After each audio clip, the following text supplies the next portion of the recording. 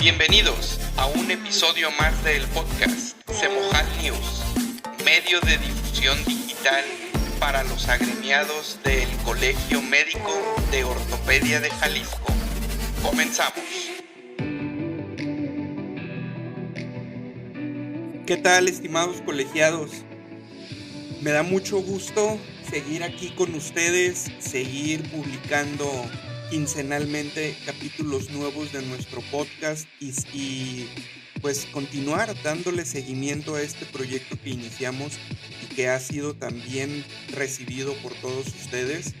En esta ocasión es un verdadero placer para mí tener la oportunidad de platicar con un muy buen amigo de nuestro colegio, de nuestra federación, que es el doctor Pedro Luis Bazán. Él es cirujano, ortopedista y traumatólogo, es cirujano de columna y pues es un muy buen amigo internacional de la ortopedia mexicana y de la ortopedia de Jalisco.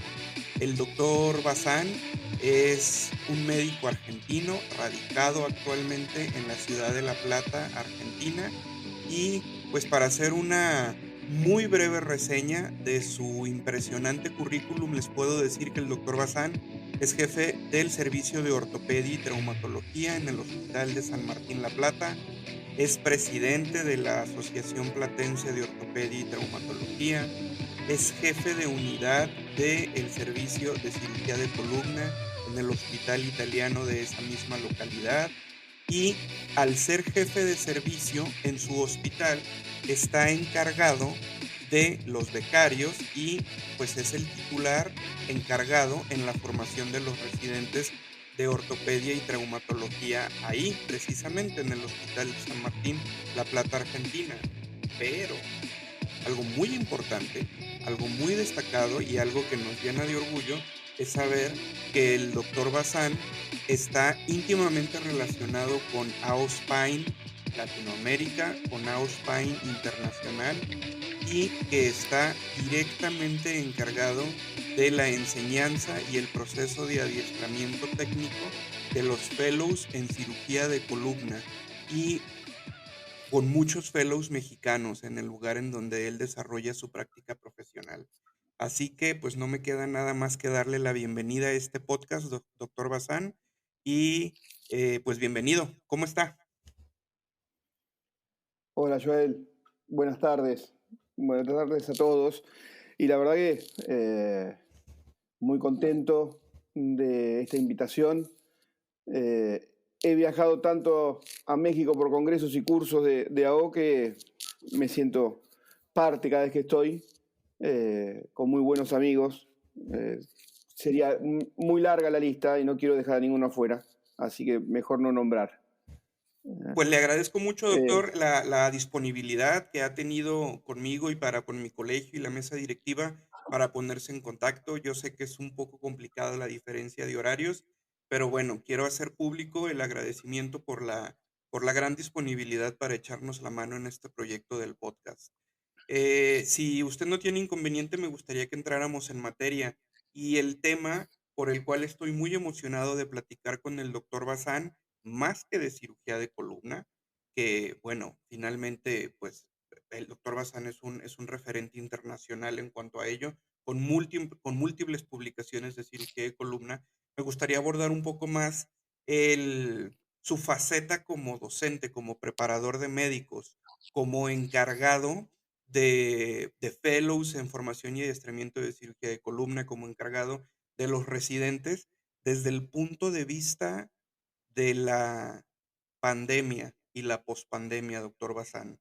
Pues cuando teníamos la oportunidad de platicar y tratar de definir el tema que queríamos abordar con usted, usted tocó un punto medular que fue el que de inmediato me hizo, pues me llamó muchísimo la atención y fue la manera en cómo usted me lo planteó, que es la que me tiene en este momento platicando así a larga distancia con usted. ¿Qué nos enseñó la pandemia, doctor? ¿Qué nos enseñó el aislamiento? ¿Cómo se modificó la preparación de los médicos de posgrado residentes de la especialidad de ortopedia? ¿Qué pasó con los ortopedistas consolidados en un fellow de cirugía de columna y cómo se traduce esto para nuestra actualidad y lo que viene para pues, para nuestra especialidad. Sí, qué situación que vivimos los últimos 2 años. En mi país eh, fue manejado en forma muy estricta. Tuvimos todo el primer año realmente aislados. Solamente asistíamos a los pacientes COVID, ¿eh? Y algunas urgencias o emergencias no COVID. Muchos profesionales, como le pasó a toda la población, vieron cooptada su vida social, su vida académica. Muchos entraron en algún pozo de depresión, Claro, ¿eh? Y muchos pacientes se vieron afectada su atención. Entonces, ¿qué nos enseñó la pandemia? Primero que siempre hay salida, ¿sí? sí. Lo estamos viendo, estamos volviendo de a poco a la normalidad, que Exacto. no va a ser nunca A normal, esta nueva pero normalidad, ¿verdad? Que se nos ha planteado en todas partes. a esta nueva normalidad. ¿Eh? Y desde el punto existencial, empezamos a usar herramientas que ya las conocíamos, pero que por lo menos de mi lado estaba un poco alejada por falta de legislación, por falta de seguridad para el paciente, que fueron las videoconferencias, la teleconsulta, la Claro, consulta a distancia, ¿no? exacto. Con sus debilidades y con sus ventajas. No podemos, nosotros que hacemos columna, el traumatólogo general y gran parte de la medicina, no podemos hacer un examen físico por video. Por supuesto. No podemos tomar un reflejo osteotendinoso. Así es. ¿Eh? Pero bueno, creo y estoy seguro que llegó para quedarse los controles alejados del tratamiento que nosotros indicamos. Pacientes, mi país es muy extenso, igual que México. Sí, Tenemos pacientes de quizás 5.000 kilómetros de distancia o 1.000 kilómetros de distancia que se hace muy oneroso viajar a mostrar una radiografía, viajar a decir, sí, doctor, lo que me dio sí me fue funciona o efectivo. no me funcionó, exacto. Entonces, creo que la telemedicina falta legislación, falta reglamentarlo bien, pero me parece una excelente herramienta y que la aprendimos a la fuerza, por necesidad de atender a nuestros pacientes, por necesidad económica, fue una herramienta. Y también nos pasó desde lo educativo.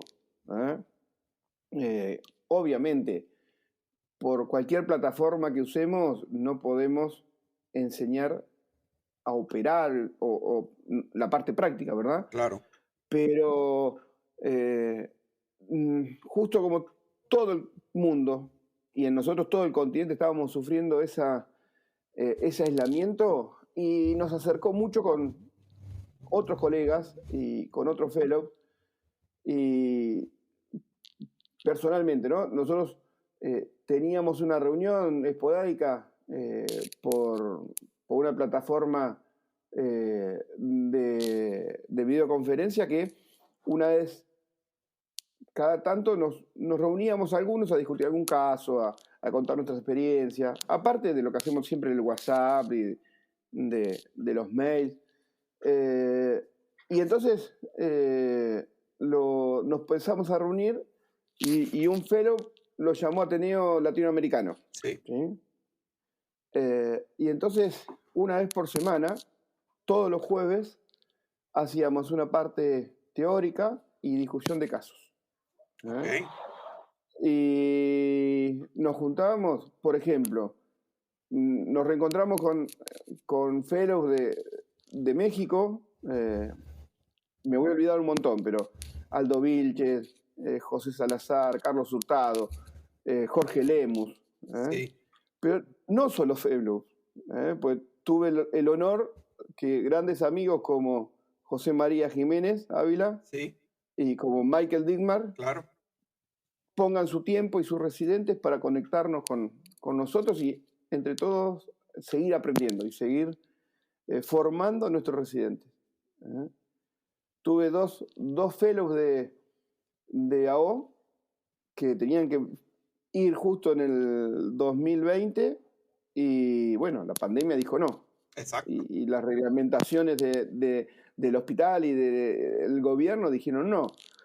Pero ellos no querían perder la posibilidad, entonces hicimos toda la formación teórica a distancia. Y hoy ya hay uno haciendo la parte práctica, y ahora en julio, que es Ricardo Cepeda, y ahora él es de Colombia, y ahora en julio empieza a concurrir Juan Medina, que es de Ecuador. Pero ya con una ventaja, todo lo teórico, la discusión, todo el proceso de toma de decisión Ya se hizo a diagnóstica, distancia. terapéutica, ya se hizo. Entonces, y es una excelente herramienta. Y lo mismo hacíamos con nuestros residentes de ortopedia. Sí. El Ateneo del Servicio era a distancia, y aumentamos las clases y los encuentros. Estábamos todos encerrados, todos aburridos, y algo había que hacer, ¿verdad? Por supuesto. Y creo que nos pasó a todos.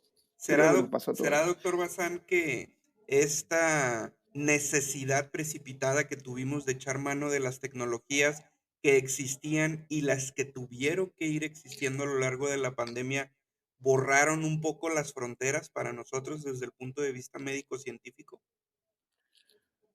No existen más fronteras. Totalmente de acuerdo. Si bien, yo siempre digo, ¿no? Nosotros en teoría hablamos todos castellanos, todo Así español. es, sí.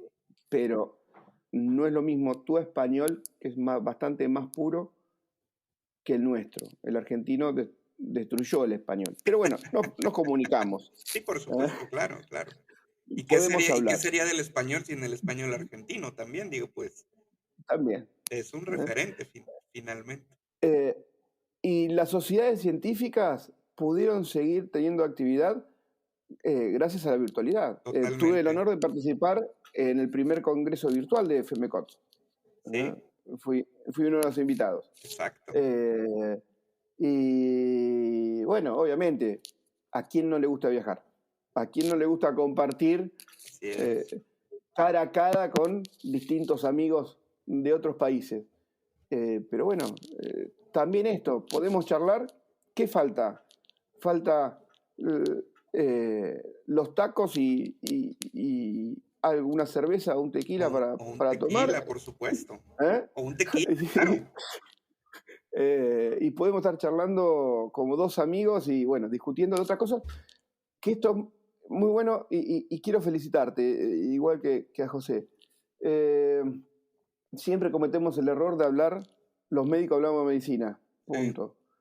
Sí. Y los subespecialistas hablamos de la subespecialidad. Exacto. Y nada más.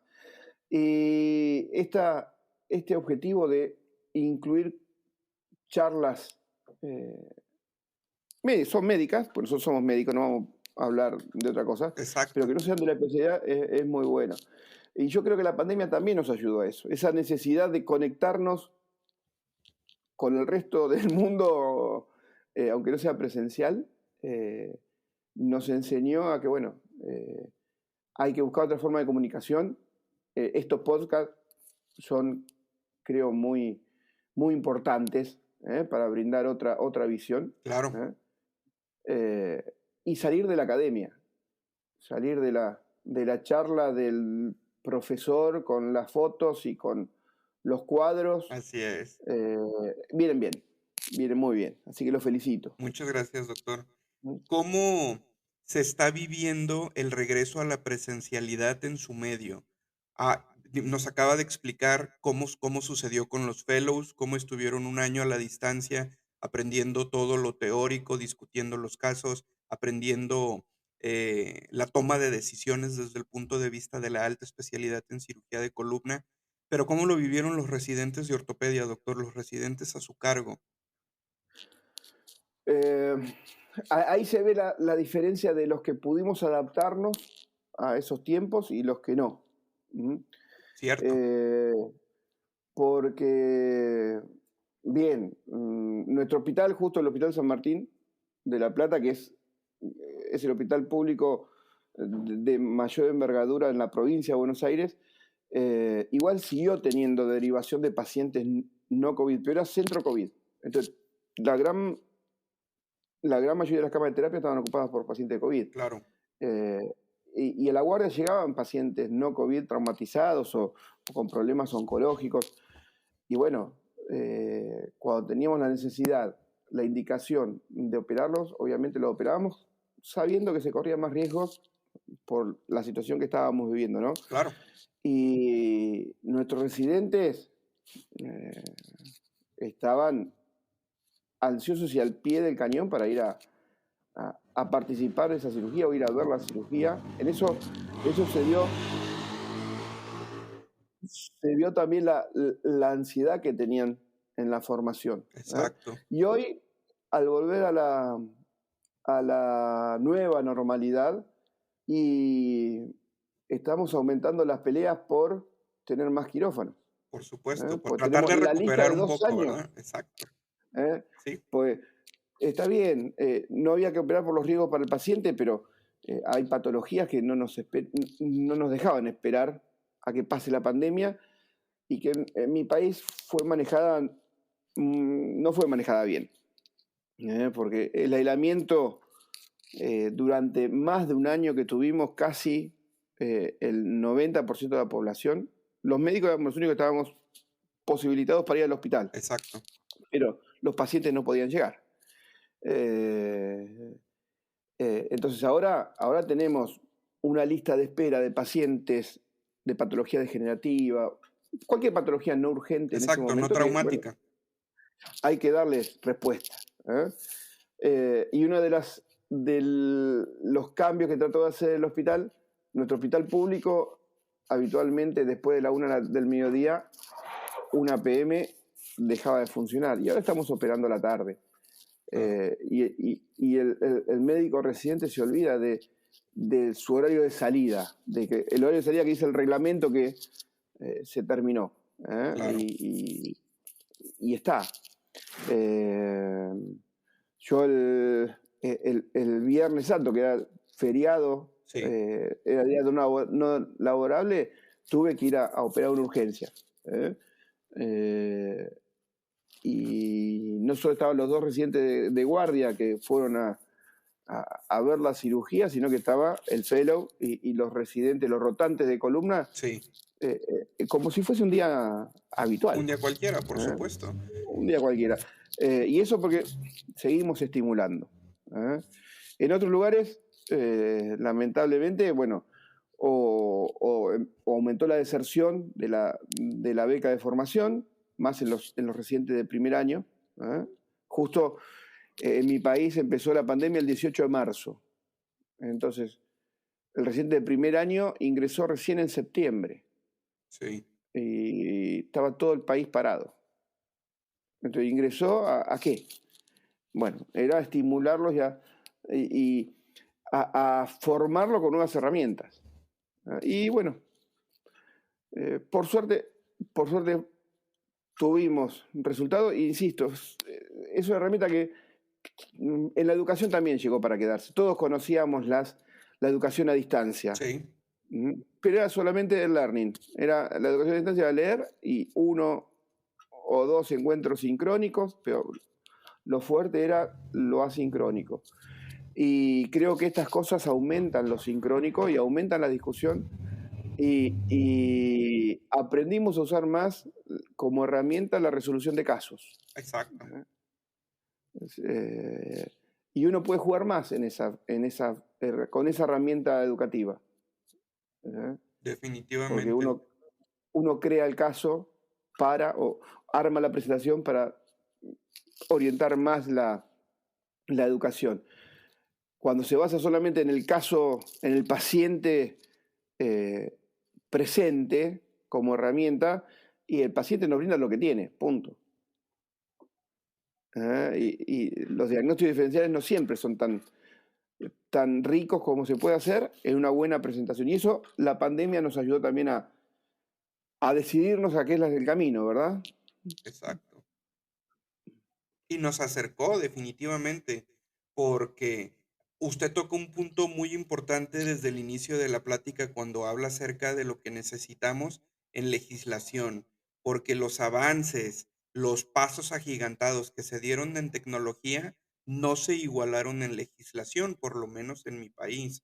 De hecho, así como usted bien lo comenta, todos teníamos la inquietud de qué iba a suceder, no con los pacientes que estábamos estudiando o que se estaban protocolizando para someterse a una cirugía electiva por un padecimiento crónico degenerativo, sino qué iba a pasar con los pacientes, por ejemplo, que ya había operado. ¿Cómo les iba a dar el seguimiento? Y esta inquietud que teníamos todos de en qué circunstancia legal nos encontrábamos al ofrecer una consulta telefónica o mejor aún una consulta por videollamada, hasta que las circunstancias nos obligaron, por lo menos con los compañeros internistas, a ver que se empezaron a ofrecer las consultas de valoración para COVID por videoconferencia. Por todo esto que usted platica, por las grandes distancias, por los peligros, por la inestabilidad del paciente, por la necesidad de empezar a dar un tratamiento o tratar de esclarecer un diagnóstico para estos pacientes críticos y cómo de ahí nos agarramos todos para echar mano de este recurso. Yo recuerdo casos muy particulares de cómo se dio el boom de, de las consultas a distancia por videollamada para los especialistas de la salud mental, por ejemplo. Cómo empezó a haber las consultas de psicología, de psiquiatría, las intervenciones en crisis por videoconferencia, por videollamada. ¿Cómo lo empezaron a hacer los especialistas de las ramas médicas, los infectólogos, los internistas, los endocrinólogos en el control del paciente crónico, etcétera? Y finalmente, ¿cómo lo hicimos los especialistas quirúrgicos? Porque queda más que claro, como usted comenta, pues a nosotros nos limita en una medida muy importante lo que podemos llegar a hacer a través de estos medios de comunicación a distancia, pero nos acercó finalmente, nos acercó y nos dio herramientas y de cierta manera ayudó también a la formación de los médicos en formación del pregrado o del posgrado. Sí, en mi país estuvieron 2 años los estudiantes de grado cursando online, Exacto, sin ver un paciente. así es. ¿Eh? Con todo lo que ello Eh, representa y repercute al con, momento actual, claro. hay 2 generaciones que se recibieron sin, está bien, se propuso y se está haciendo un año de práctica antes de la certificación, eh, pero hay alumnos que ingresaron en segundo año con la pandemia, empezaron en tercero se da semiología, vamos a suponer, Sí, y lo cursaron en y nunca forma virtual. exploraron a un paciente, por supuesto. Nunca percutieron un hígado, Exacto, nunca ocultaron un pulmón. Bueno, pero dentro de todo ese riesgo, peor hubiese sido ni eso, ¿verdad? Eh, Imagínate que recién en la cátedra de ortopedia, la próxima mesa de examen, o sea, esta mesa de examen de mayo, pero no por decisión nuestra, sino por decisión de las autoridades de la facultad, recién ahora volvemos a tomar el examen final presencial. wow. Recién ahora. ¿Eh? Eh, Está bien, el examen parte se puede tomar en forma virtual, pero el cara a cara es importante. Y has tocado un tema muy importante y que aumentaron. Creo que todo el personal de salud mental tuvo que adaptarse más rápidamente porque a los pacientes ya conocidos llegaron la depresión del encierro. Todas Exacto, las fobias que ocasionó el encierro obligatorio. En la Argentina fue obligatorio. Eh, ya te digo, personal de seguridad y personal de salud éramos los únicos que estábamos autorizados previo eh, trámite virtual para que nos permita el tránsito en nuestros sí, en la vehículos, ciudad, por supuesto, para y dirigirse al lugar de trabajo solamente y todo. de casa al hospital, del hospital a casa. ¿eh? Y desde nuestra actividad, porque uno es médico, hace asistencialismo, hace docencia Y nosotros hacemos mucha investigación. Sí, ¿Eh? Y bueno, 2 años sin ver pacientes, sin operar, sin qué investigación vamos a hacer. Y bueno, exacto. y ahí algo que habíamos empezado, algo que habíamos comenzado, es hacer las revisiones sistemáticas o los meta-análisis. Y bueno, fue Sí, un buen momento para empezar. Y ahí lo tomé a José María para aprender, ¿no? muy bien. para, para desglosarlo, pues es otra forma de hacer también investigación. Eh, y que creo que es muy buena manera. No necesitamos tener el paciente, tener los datos, sino alguien ya lo hizo por nosotros y nosotros usamos los datos de esos autores que tenemos que tenerle confianza, obviamente. Por supuesto. Mm. Doctor Bazán, ¿cree usted, y esto ya se lo pregunto a usted particularmente como ortopedista, como cirujano de columna, pero sobre todo como formador de médicos de grado y de posgrado? ¿Cree usted que en su país y en Latinoamérica en general nos enfrentemos a un problema de salud pública por el encierro y en lo que repercutió en la formación de los médicos? Yo creo que lamentablemente sí. Yo también. Yo también estoy Creo que convencido de lamentablemente. ello y no sabemos hasta el momento, creo que no logramos dimensionar qué es lo que va a suceder y cómo vamos a tener que manejar a estos médicos egresados con esta deficiencia forzada en su proceso de formación y a estos especialistas, algo de lo que tenía la oportunidad de platicar con la doctora Medina de Colombia, que me hablaba de que pues tenemos la responsabilidad de formar médicos, pero desde el punto de vista de nosotros como adyuvantes o facilitadores de la formación de especialistas en ortopedia, pues tenemos que formar buenos cirujanos también. ¿Y Sí. cómo estamos egresando a estas generaciones? Generaciones que, mm, no digo que esté mal, pero generaciones que también tienen eh, otros objetivos. Sí, ¿Eh? Generaciones que eh, tienen más el punto puesto, e insisto, no creo que esté mal, en mayor vida social y en mayor retribución económica. claro, ¿Sí? Hoy el residente egresado en mi provincia, eh, si tiene el cargo para seguir en el hospital, se queda. Y si no, no piensa quedarse ad honorem, como creo que lo hemos hecho todos en todo el mundo, sí, a la espera de un cargo, ¿no? claro, Eh, eh, Insisto, no creo que esté mal, que sea mala palabra eso, pero no, por supuesto, sino que son son más prioridades prácticos, diferentes. Exacto, son prioridades diferentes. Quizás eh, antiguamente era más la formación y bueno, luego el resto, y hoy se cambió. ¿Eh? Y con los nuevos egresados y con los nuevos egresados y los nuevos egresados de la residencia también, porque claro, no olvidemos que fueron 2 años que de una residencia de 4 años así es, egresaron con el 50% de su práctica. de su práctica, ¿Eh? exacto, Bueno, eh, algunos de ellos pudieron quedarse en el hospital y se siguen formando. así es. ¿Mm? Y eso es bueno. ¿Eh? Y luego nosotros tenemos que, como formadores, tratar de, que no es fácil tampoco, pero tratar de recuperar lo que se perdió.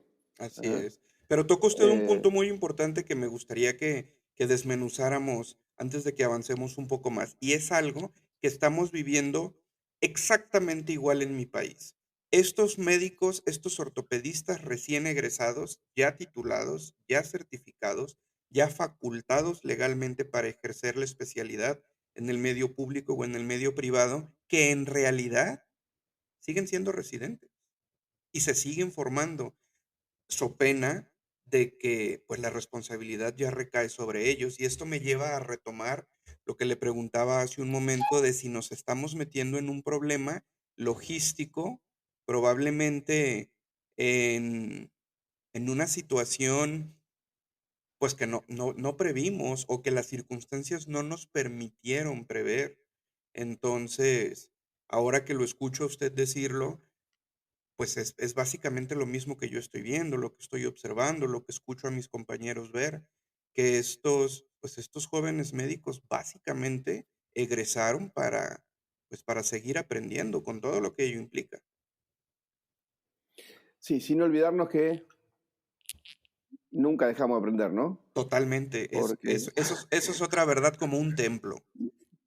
porque no creo que tú hayas finalizado tu formación No, para nada. posbásica inmediata. Es Exacto, más, ahí empezamos. Yo siempre digo, exacto. ahí empezamos porque ahí pasamos a ser responsables 100%. Así Entonces es, uno se queda. Y cuando eh, creo que a uno le gusta la docencia no solo para enseñar, sino para seguir para seguir aprendiendo. actualizándose. Claro, por Ujú. supuesto. Sin embargo, Eh, es muy puntual, como usted lo dijo, egresamos y lo hacemos, lo hicimos en conjunto, egresamos residentes con el 50% de su capacitación técnica, práctica.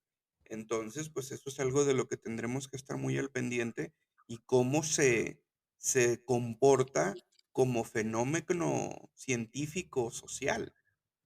sí, sí. Con el residente con el médico que ingresó a la formación durante el primer y el segundo año de la residencia, o sea que perdió sus 2 primeros años, eh, tenemos 2 años que, bueno, estamos con el coordinador docente de la residencia tratando de recuperar los datos. El problema son con los que los 2 últimos años Exacto, que eran los que egresaron. eran ¿Eh? los que tenían que haber dedicado más tiempo para el desarrollo de actividades técnicas, prácticas. El residente de cuarto es el que, ya el residente de tercero es el que ingresa a prácticas más complejas, Así es, a realizar revisiones de artroplastía, vamos a suponer. sí, Y el de cuarto es el que trata de decidir su subespecialidad y entonces ingresar un poco más de lleno a ella. Hacer alguna rotación fuera del país. Todo eso lo tuvieron cortados. así es, ¿Eh? Y nosotros lo teníamos cortado por la pandemia y ahora los residentes lo tienen cortado por la parte, las, todas las medidas económicas, todas las restricciones económicas que tomó mi gobierno como para salir de la crisis de la pandemia. sí, Entonces, hoy que un residente pueda pagar un boleto de avión para irse a Europa o a Estados Unidos o a México para formarse es casi impensado. exacto, así ¿Eh? es Pero algo que bueno, estamos viviendo nosotros también. Pues yo creo, doctor, que no, a lo mejor y después de esta plática tan interesante con usted, creo que no estamos en un momento todavía como para decir qué nos dejó la pandemia y el encierro, sino pues qué nos sigue dejando y qué seguimos aprendiendo y qué estamos viviendo en este momento, ahora que empieza como la reconstrucción de los sistemas de salud de nuestros países, de nuestra Latinoamérica y del mundo en general, y las estrategias que vamos a tener que echar a andar para, pues, tratar de recuperar este tiempo que de alguna manera, pues, no nos perdonó, ¿no? y y cómo vamos a lidiar con ello. Hoy estamos tratando las secuelas. ¿Sí? Así es, Eh, exacto. eh, y lamentablemente la estamos tratando por no aprender nada. Sí, ¿Eh? Porque cuando comenzó esto, no escuchábamos a la gente de España, de Francia, de Italia, a toda Europa en general, lo que ellos estaban sufriendo y lo que ellos estaban viviendo. ¿Eh? es cierto. Y después nos pasó a nosotros tal cual, igual. ¿Eh? Y luego cuando vino la segunda ola, no volvimos a escuchar a ellos que nos iban... Exacto, que nos llevaban esa ventaja ya. y volvimos a cometer los mismos errores. Sí, Por eso ahora estamos pagando las secuelas formativas, económicas, sociales. Bueno, Pero también nos enseñó la pandemia que todo concluye, y hay que volver a empezar. ¿De acuerdo? ¿eh? La normalidad que teníamos pre-pandemia, Ya fue. con sus, ya fue, con sus beneficios, con sus desventajas, ya fue. Hoy tenemos otra. Hoy estamos empezando estamos retomando los congresos presenciales y los cursos Así presenciales, es. como los que tienen ustedes, tenemos nosotros, pero que igual no son iguales. No, Igual ya se cambiaron, ya nos enseñaron. Lo bueno es que empezamos a movernos y empezamos a juntarnos nuevamente en forma presencial. así es. Pero eh, obviamente es una pandemia, nadie está preparado para estas cosas, y nadie tenía la experiencia para enfrentarla. Así es. Pero bueno,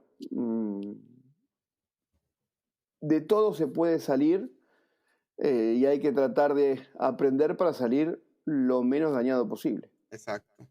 Y finalmente, si se trata de hacer el recuento de los daños, yo creo que nos podemos quedar con esta sensación de cómo logramos adaptar la tecnología para, pues, para seguir vigentes, para seguir en contacto, cómo se borraron las fronteras, por decirlo de alguna manera, como lo platicábamos hace un momento, y todos los beneficios que ello nos dejó y nos seguirá dejando en los años por venir al tener la posibilidad de tener este tipo de conversaciones, estas pláticas y estar al pendiente de lo que está sucediendo en el mundo, en la medicina en general y en lo pues, en lo nuestro, en lo que nos apasiona, que es la ortopedia. Así es. Muy bien, doctor, pues, le agradezco muchísimo su tiempo. Le reitero la amistad y el cariño del Colegio Médico de Ortopedia de Jalisco hacia su persona y hacia su país, la importancia de AO Spine para todos nosotros y le reitero nuestro agradecimiento por tomarse este ratito para platicar y para tocar temas tan importantes que a lo mejor nos rondaban la cabeza, pero no habíamos tenido el tiempo de poner sobre la mesa y desmenuzarlos como lo hicimos. Si no sé si usted tenga algo con lo que le gustaría terminar esta plática. No, solo agradecerles. eh, Insisto, siento el aprecio y es mutuo, cada vez que tengo el honor de ser convocado por el colegio y cuando he participado de algún congreso SILACO que se ha hecho Sí, en tu país, y eh, como todas las actividades AO. Insisto, me siento siempre eh, bien acogido y respetado, es un gusto para mí.